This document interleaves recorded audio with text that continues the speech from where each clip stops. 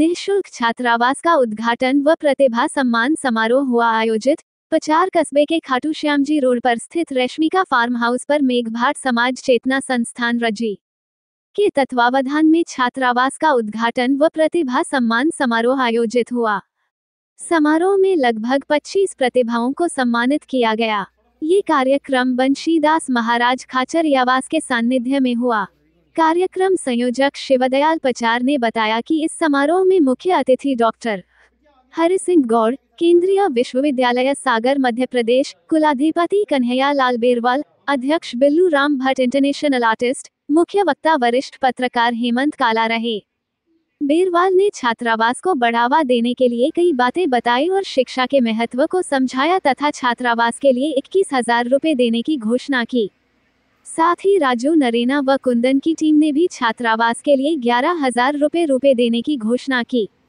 राष्ट्रीय मेघवंश महासभा के प्रदेशाध्यक्ष पोखर बामनिया, बाबूलाल जाखड़, गोपाल नुवा, बाबूलाल हल्दुनिया, पूर्व पंचायत समिति सदस्या गीता नायक, सुनीता नरैना, सुगन चंद जालपाली, सोहन डुकिया, व्याख्याता मुकेश, बनवारी देवठिया, किशोर पिलानी, कैलाश दिल्ली, अजय भट्ट कुदन, गिरधर कावालेड़ी, धुड़ाराम बाय, साधुराम मगनपुरा, रमेश्वर रुलाना, राजू गंगानगर, श्रवण पचार, गोविंद नारायण, मोहन लाल गोठवाल, रूपचंद पीपलीवाल, सागर मल ढेबाना, कुलदाराम लाछड़ी, शंकर भीराना, विकास खुड़ी, भंवरलाल पीलवा, प्रेमचंद जागा, प्रभु इस्लामपुर, भंवर इस्लामपुर सहित कई लोग उपस्थित रहे।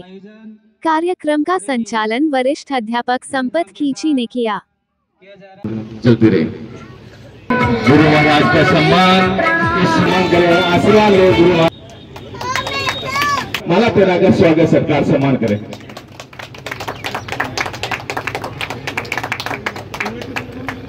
पधारे हुए हैं और इस कार्यक्रम में आपने शिरकत की, बहुत बहुत आभार आपका। तालियों से अभिनंदन, सत्कार और सम्मान। शहनाई जी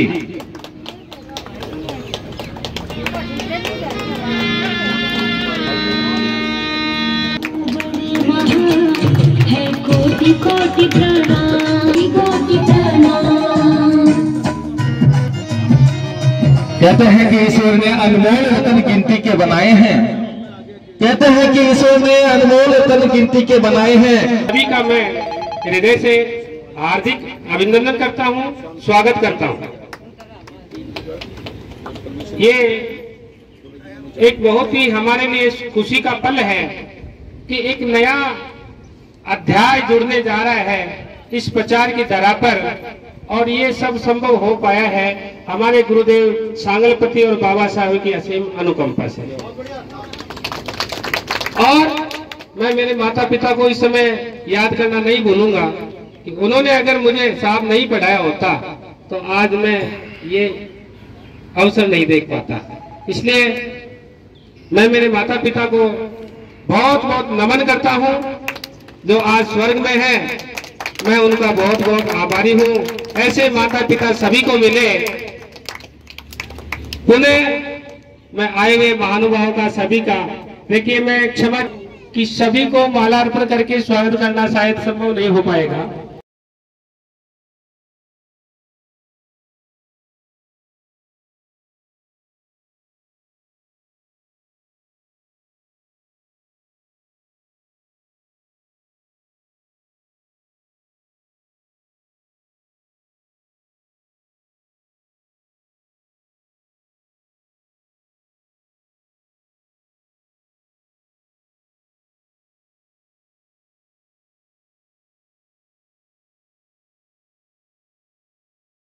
आदरणीय शिवदयाल जी भाट द्वारा आयोजित किया जा रहा है मेघभाट समाज चेतना संस्थान द्वारा एक बालक बालिकाओं के लिए छात्रावास ये शुरू करने जा रहे हैं।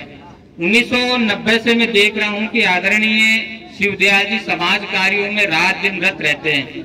ऐसी शख्सियत को मैं मेरी व्यक्तिगत तौर से और समस्त समाज की ओर से बहुत बहुत धन्यवाद देता हूँ, इनका अभिनंदन करता हूँ, स्वागत करता हूँ। अपने यहाँ कहा गया है कि जननी जने तो भक्त जन या दाता या सूर, नहीं तो रे जा बांझड़ी तू काहे गवावे नूर। ये उस उक्ति को चरितार्थ करने वाला व्यक्तित्व है। बंधुओं, इस भाट समाज की जब अपन चर्चा करते हैं, मेघवाल समाज और भाट समाज दोनों एक दूसरे के पूरक है, एक ही सिक्के के दो पहलू हैं। लेकिन इसके इतिहास के बारे में जब अपन देखते हैं तो मैं मानता हूं कि आज के इस शुभ अवसर पर इस समाज के बारे में कुछ वर्णन करूं। 15 अगस्त 1947 को भारत आजाद हुआ और उससे पहले के भारत के इतिहास को हम देखते हैं तो लगभग 2000 वर्षों तक ये राष्ट्र विदेशियों की परतंत्रता में रहा। विदेशी शक्तियां, कई जातियां आई और इस राष्ट्र को रौंदती हुई चली गई, लेकिन फिर भी ये देश जिंदा रहा। यूनान, रोम, मिस्र सब मिट गए, लेकिन ये भारत नहीं मिटा। इसके पीछे कोई शक्ति है, तो वो शक्ति इस राष्ट्र का वो समाज है, जिस समाज को आज दलित कहा जाता है, जिस समाज को आज वंचित कहा जाता है, जिस समाज को आज पिछड़ा कहा जाता है, जिस समाज को आज घुमंतु कहा जाता है, जो समाज आजादी के इतने वर्षों बाद भी दर दर की ठोकरें खाते हुए घूम रहा है। अगर आजादी की अलख जगाने में सबसे बड़ा योगदान है तो इन समाजों का है। भाट समाज भी उन समाजों में से एक है। जब इस राष्ट्र में वो विदेशी आए तो अपन देखते हैं कि नालंदा और तक्षशिला जैसे विश्वविद्यालयों को जलाया गया, हमारे ज्ञान के उस अकूत भंडार को नष्ट किया गया। तो उस समय भारत की कला, संस्कृति, ज्ञान, विज्ञान, धर्म, संस्कृति को अगर कोई जीवित रखा तो ये घूमने वाला समाज रखा। ये समाज भूखा रहा, नंगा रहा, प्यासा रहा, अपमान सहता रहा, लेकिन भारत के इस लाखों वर्षों के ज्ञान को लगातार एक क्षेत्र से दूसरे क्षेत्र में ये समाज ले जाता रहा। ऐसा ये भाट समाज जिसको मैं आज नमन करता हूँ। भाट समाज में कई कवि हुए हैं। अपन देखते हैं इतिहास में तो कई जो भट्ट हुए हैं, जैसे आदरणीय आज ये भट्ट लगाते हैं, कश्मीर में भी कई लोगों के भट्ट लगता है, तो ये बहुत अच्छे कवि हुए हैं। अब बात जब समाज की चलती है तो बंधुओं, व्यक्ति चाहे कितना भी बड़ा हो जाए लेकिन वो समाज से बड़ा नहीं हो सकता।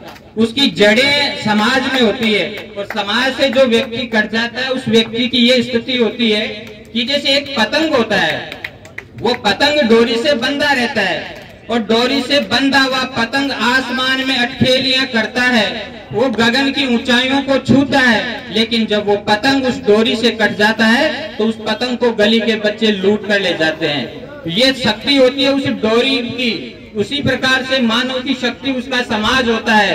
तो समाज के बारे में हमें चिंतन करना चाहिए, मनन करना चाहिए। आज की व्यवस्था, अवस्था, स्थिति, परिस्थिति को देखते हुए हमें समाज कार्य में रत रहना चाहिए। मैं एक छोटी सी लघु कथा आज के इस कार्यक्रम में, गांव के बाहर एक बरगद का पेड़ था। पेड़ बहुत पुराना था और पेड़ के ऊपर सैकड़ों प्रजातियों के पक्षी रहते थे। उनमें बहुतायत रूप से कोए और तोते रहते थे। एक बार उस पेड़ के आसपास जो कचरा फैला हुआ था, सूखे तिनके पड़े हुए थे, उनमें किसी व्यक्ति द्वारा कोई चिंगारी गिर गई और वहां धुएं उठने लग गई। तो ऐसी स्थिति बनी कि वो पेड़ जलेगा। तो उस पेड़ पर रहने वाले जो पक्षी थे वो पक्षी उड़ने लग गए, उनमें उड़ने लगे, भगदड़ मची और उन्होंने सोचा कि ये पेड़ जलेगा, पेड़ के साथ हमारे चूजे जलेंगे, अंडे जलेंगे, घोंसले जलेंगे। तो बड़ी संख्या में वहां जो कोए थे वो कोए अपने सरदार के साथ बैठे और उन्होंने एक मीटिंग में ये निर्णय लिया कि ये पेड़ जल रहा है, पेड़ जले तो जलने दो, हमें कोई परवाह नहीं है, क्योंकि हमारे पंख है, इसलिए अपन इस पेड़ को छोड़कर यहाँ से उड़ के चलते हैं। तो हिंदी के एक प्रख्यात कवि हुए लाला हरदयाल, उन्होंने एक कविता लिखी है, आग लगी इस वृक्ष में जले हमारे गीत, चलो चले अब उड़ चले पंख हमारे प्रीत। उन कौओं ने कहा कि इस वृक्ष में आग लग गई है, ये जलेगा, अगर इस पे बचना है तो उठ के चलो, नहीं तो अपने चूजे, घोंसले, अंडे सब जलेंगे, इसलिए अपने पंख है उड़ो यहाँ से।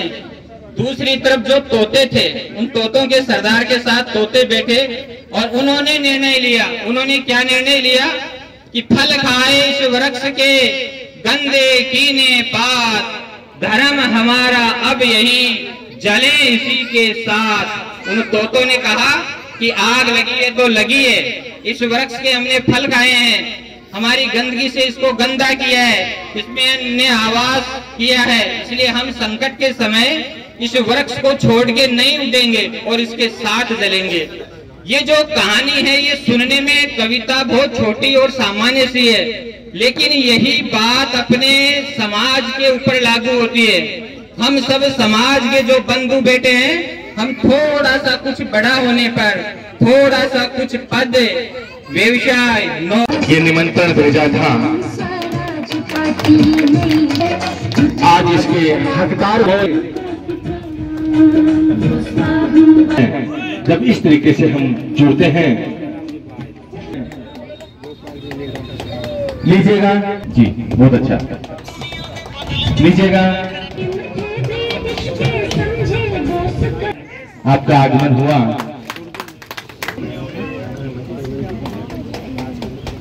कम भी होते तो सदमा नहीं होता, इतने ही लोग काफी हैं। कम भी होते तो सदमा नहीं होता, जहां होते हैं हीरे जवाहरात वहां मजमा नहीं होता, वहां मजमा नहीं लगता है। ये स्वाद के हीरे जवाहरात हैं। कल से मैं देख रहा हूं कि कहां से लोगों के फोन आ रहे, हम भी आ रहे, हम भी आ रहे, हम भी आ रहे, हम भी आ रहे।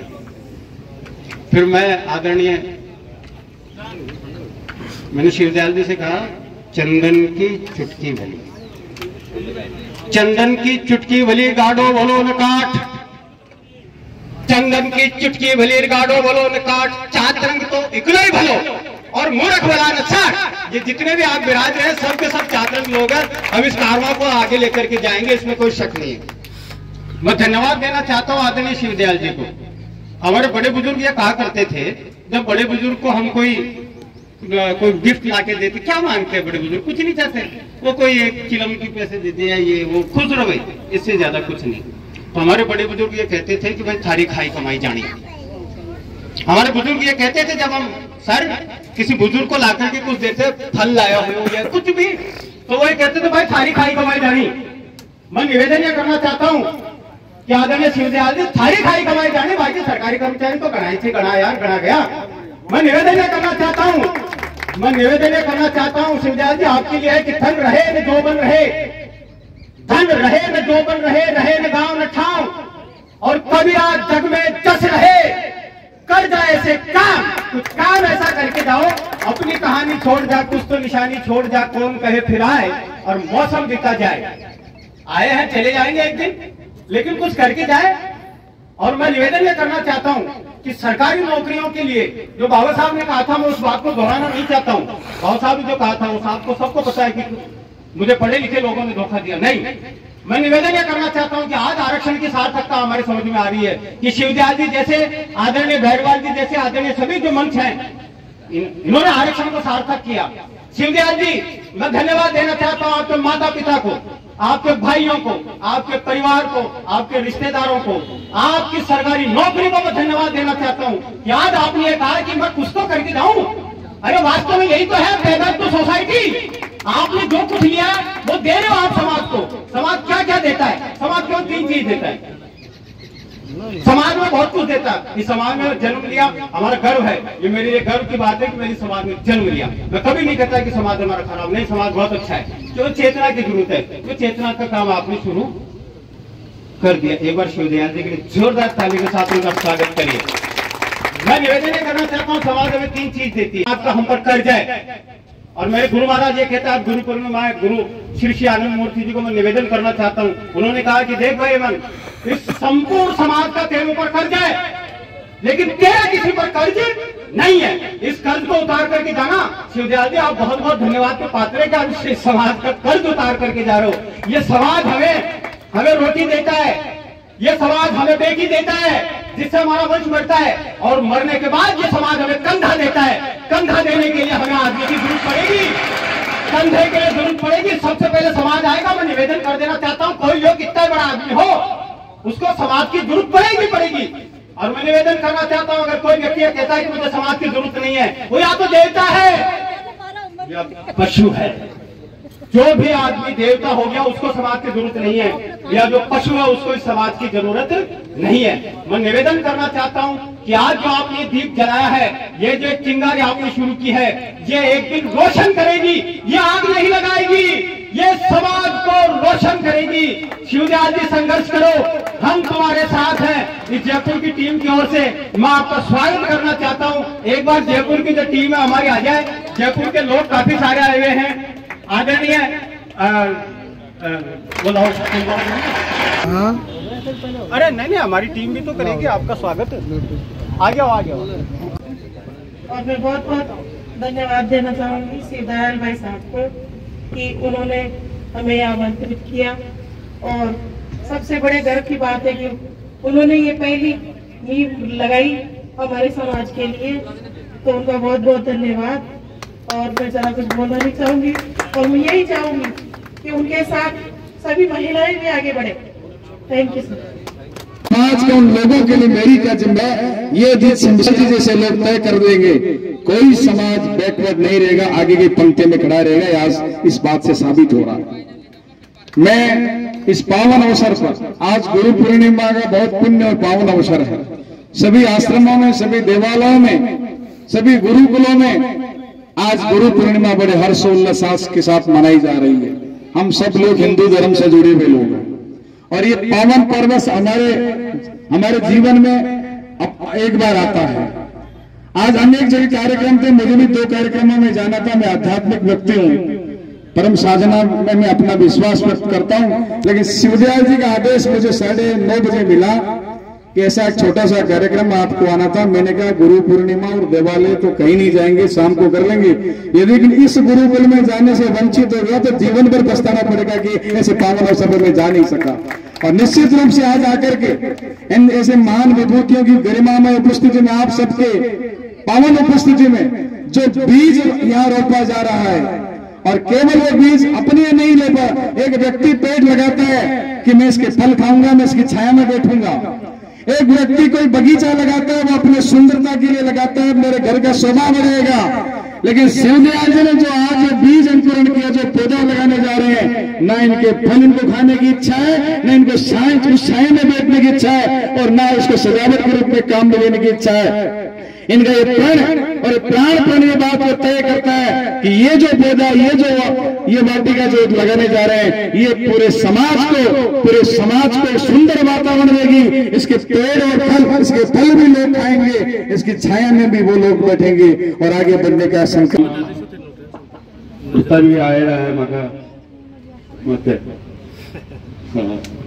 ज्यादा बोल बताओ कोनी में दिल्ली दिया करो, हमारा गाँव नो पाएगी नागो जिला में।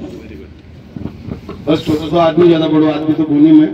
और माँ की बिरादरी के अंदर पहली ईयर का शख्स है जिसका ईयर को मुद्दों उठाया है। बहुत है माँ की जात में पिछाड़ा अंदर बैठे, पर आँ की सोचिए माँ के समाज में भी यहाँ का नाम है, प्रचार को नाम है, जहाँ सरकारी नौकरी में खाई सब में नाम है तुमको।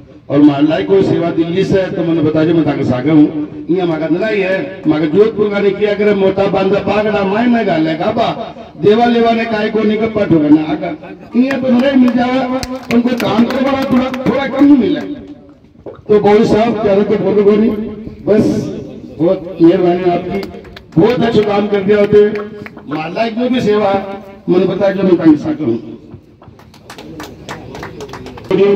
मारी होटल नुआ पाएगी, मैं नुआ स्टैंड पर ही होटल है बहुत बड़ी, कि हम 1 बीघा कमाई नहीं कर मिले तुम रेडोड़ा रोड पर।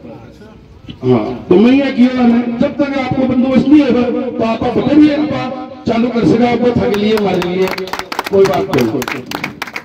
हाँ अब मैं खाने के लिए मार कोई भी सेवा है बताऊंगा।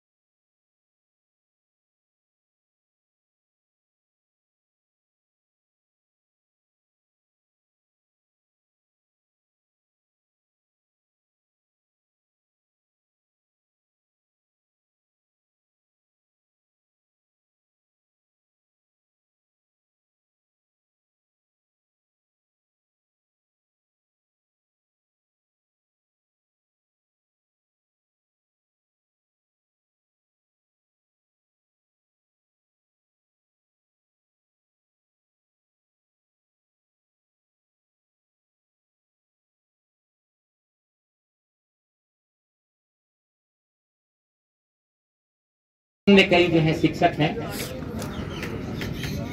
तो आज शिवदयाल जी ने जो कार्यक्रम भव्य कार्यक्रम किया है, इसका सबसे बड़ा कारण एक ये भी है कि इन्होंने उन परिस्थितियों में अध्ययन किया, शिक्षा प्राप्त की, और शिक्षा प्राप्त करने के साथ साथ आज वो अपने परिवार का पालन तो कर ही रहे हैं, अपने संबंधियों का, अपने रिश्तेदारों का तो ध्यान रख ही रहे हैं, साथ ही साथ उन्होंने इस समाज के जो गरीब वंचित बच्चे हैं,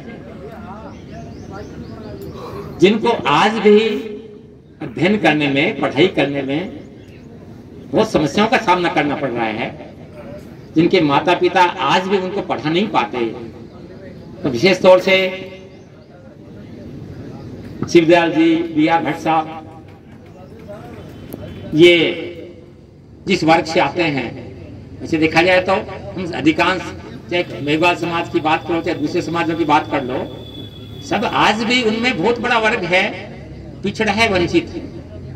लेकिन कुछ जातियां तो अपनी ऐसी हैं जिनमें से जब गिनती करते हैं तो अंगुलियों पर गिनने वाले 1 व्यक्ति, 2 व्यक्ति, 3 व्यक्ति ऐसे व्यक्ति ही हैं जिन्होंने शिक्षा पाई है, और शिक्षा पा करके वो आज एक अच्छे स्थान पर है।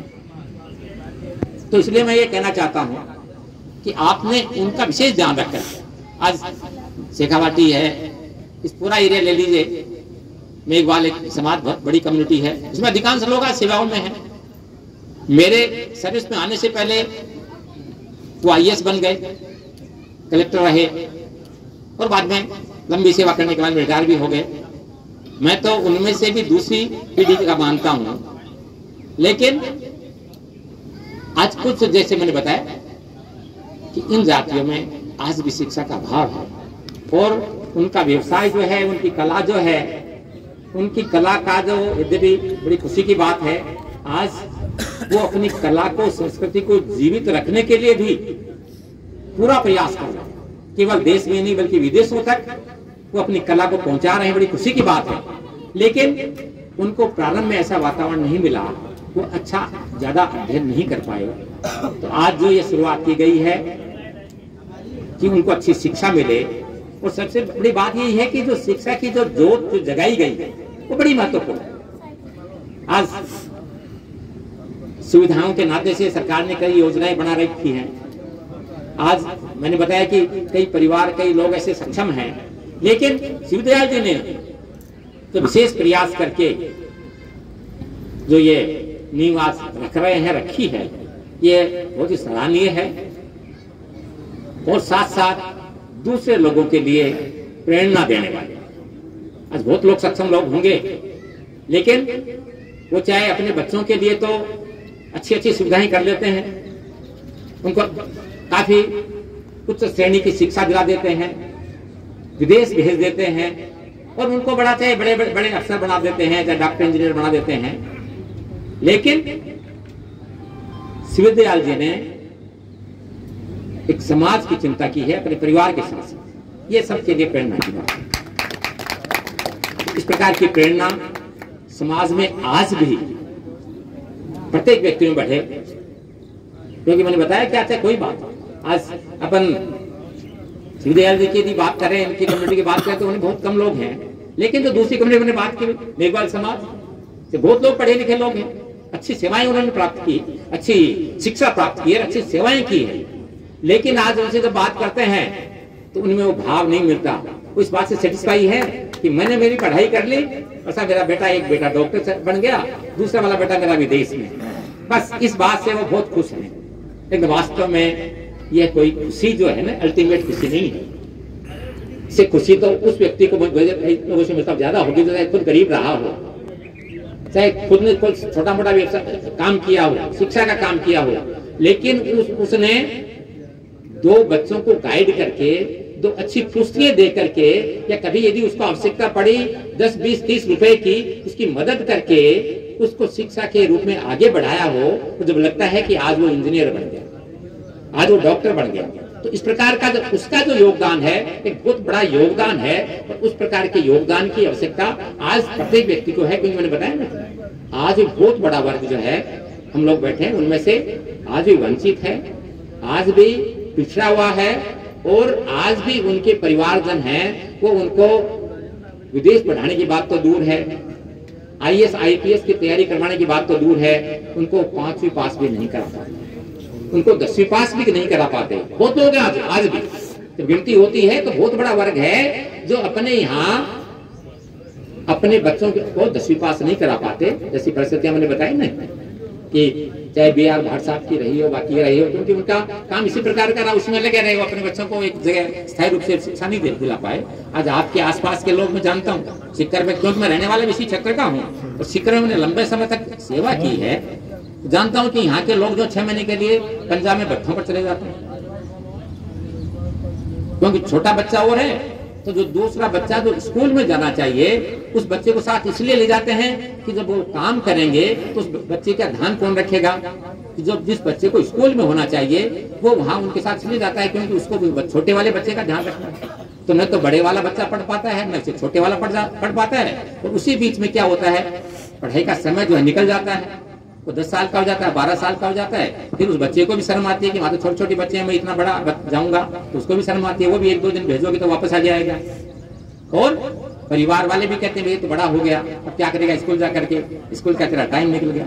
तो आज ये स्थिति जो है बहुत बड़े वर्ग में है और वो अपने बच्चों को प्राइमरी पास नहीं करा पाते। हम लोग आरक्षण की बात बहुत करते हैं, जहां भी इकट्ठे होते हैं केवल आरक्षण की बात करते हैं, आरक्षण आरक्षण। लेकिन मैं कहता हूं कि आरक्षण का लाभ किसको मिलता है? आरक्षण का लाभ वो ले रहे हैं जो हम जैसे लोग जिन्होंने अपने बच्चों को पढ़ाई करवा ली, अच्छी पढ़ाई करवा दी, फिर वो IAS की तैयारी करवाते हैं, फिर RS की तैयारी करवाते हैं, फिर चाहते हैं कि वो IAS कलेक्टर बन जाए और IPS SP बन जाए। लेकिन जिस माँ बाप ने अपने बेटे को 5वीं पास नहीं करा सके, सेकेंडरी पास नहीं करवा सके, उनके लिए आरक्षण किसी काम का नहीं। आरक्षण कब आपको फायदा देगा? जब आप BA करके B.Ed कर लेंगे तब आपको पता लगेगा मैंने BA कर ली, B.Ed कर ली है, अब मैं 3rd ग्रेड टीचर बन सकता, अब मुझे आरक्षण चाहिए। लेकिन जिसने BA B.Ed नहीं किया उसके लिए कोई आरक्षण की आवश्यकता नहीं, उसका आरक्षण कोई लाभ नहीं है उसको। वो क्या करेगा? कहीं मजदूरी करेगा, किसी मैकेनिक जो है उसके बाद जाकर के थोड़ा तेज होगा तो थोड़ा बहुत जाकर के काम सीख लेगा। मैं झुंझुनू में गया तो ऐसे कुछ लोग बैठे हुए थे अपने समाज का, तो मैंने पूछा कि मैंने क्या करते हो? मेरे पिताजी मैकेनिक का काम करते थे, एक दुकान पर रहते थे, तो मैंने भी सीख लिया, मैं भी वही कर रहा हूँ। मैंने कहा तेरे बच्चे क्या कर रहे हैं? मेरे बच्चे भी वही काम कर रहे हैं। तो मैंने कहा भाई फिर न तो तेरे पिताजी ने आरक्षण का लाभ लिया, न तूने लाभ लिया, और न तेरे बच्चे जिनको तूने छोड़ रखा उनको कोई आरक्षण का लाभ नहीं मिलेगा, क्योंकि वहां कोई आरक्षण नहीं है।